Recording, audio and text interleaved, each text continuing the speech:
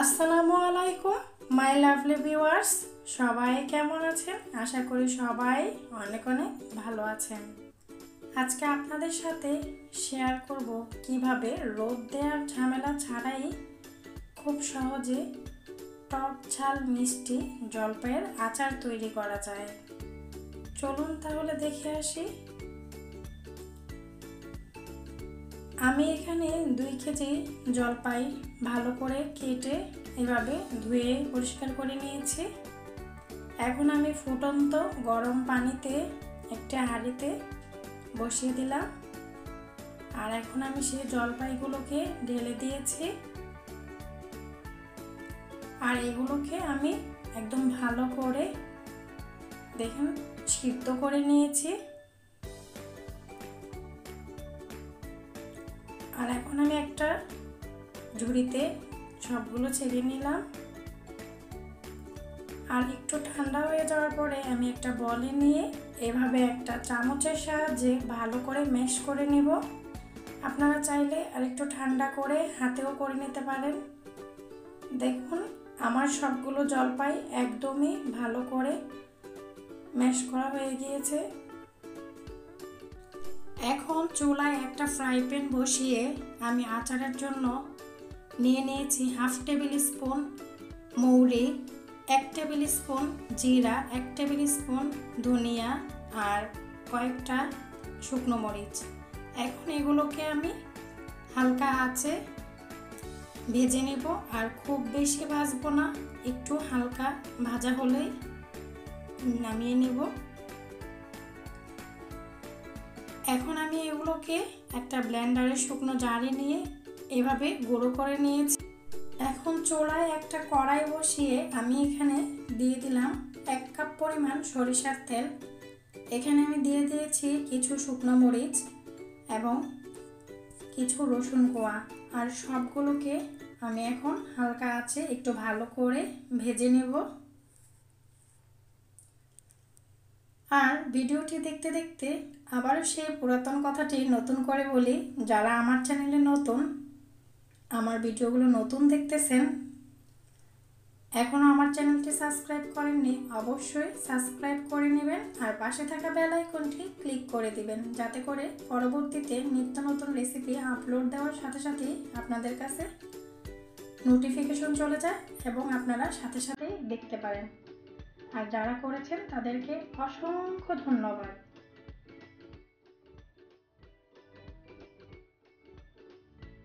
এখন আমি দিয়ে দিলাম 1 টেবিল চামচ পরিমাণ হলুদ গুঁড়ো, আর দিয়ে দিব 1 টেবিল চামচ পরিমাণ আদা বাটা। এখন আমি এগুলোকে আর একটু ভালো করে তেলের সাথে একটু ভেজে নিব।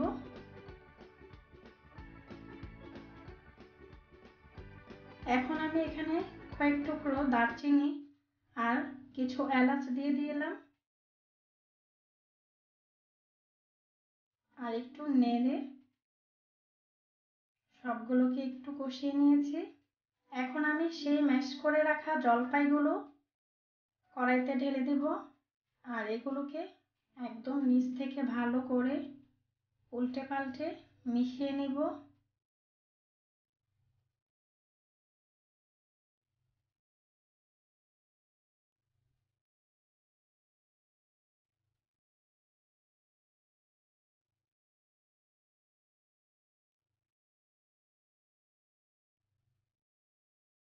এখন এখানে আমি দিয়ে দেব স্বাদ মতো লবণ। আর আমি যেহেতু সিদ্ধ করার সময় লবণ ব্যবহার করেছি, তাই এখানে কিছুটা কমই ব্যবহার করছি, আপনারা আপনাদের অনুযায়ী ব্যবহার করবেন। এখন আমি জলপাইটাকে এভাবে হালকা আঁচে একটু নেড়ে চেড়ে ভালো করে কষিয়ে নেব। তারপর দিয়ে দিলাম এখানে 1 কাপ পরিমাণ গুড়,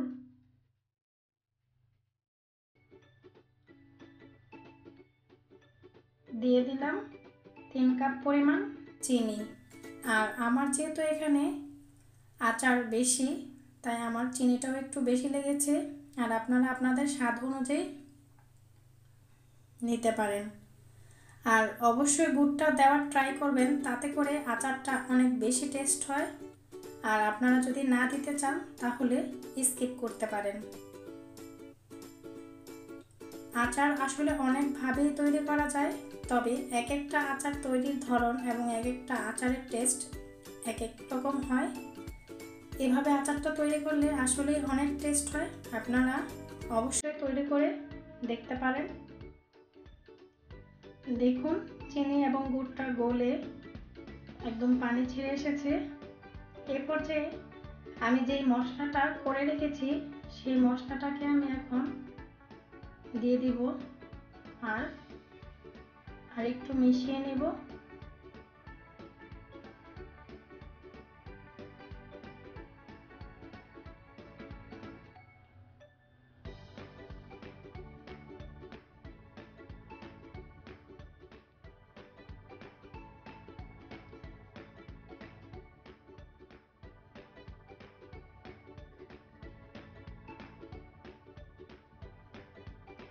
এখন আমি এখানে দিয়ে দিব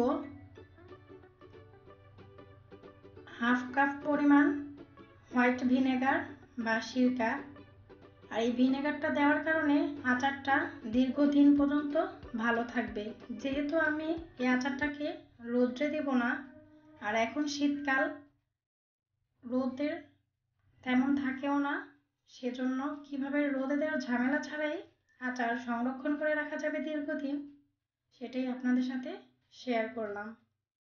দেখুন আমি সিরকাটা দিয়ে খুব ভালোভাবে হালকা আঁচে আচারটাকে এভাবে অনবরত নেড়ে চেড়ে একদম ঘন, একদম থিকনেস একটা ভাব চলে এসেছে। আমার আচারটাও প্রায় তৈরি।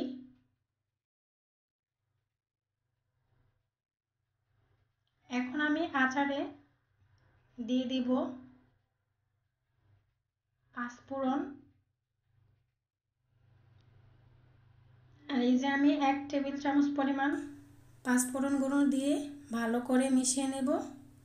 আর পাঁচফোড়ন দেওয়ার পরে বেশিক্ষণ জাল করার প্রয়োজন নেই, তাতে করে অনেক সময় আচারটা তিতো হয়ে যেতে পারে। তাই পাঁচফোড়নটা দিয়ে একটু ভালো করে মিশিয়ে চুলাটাকে অফ করে দেব।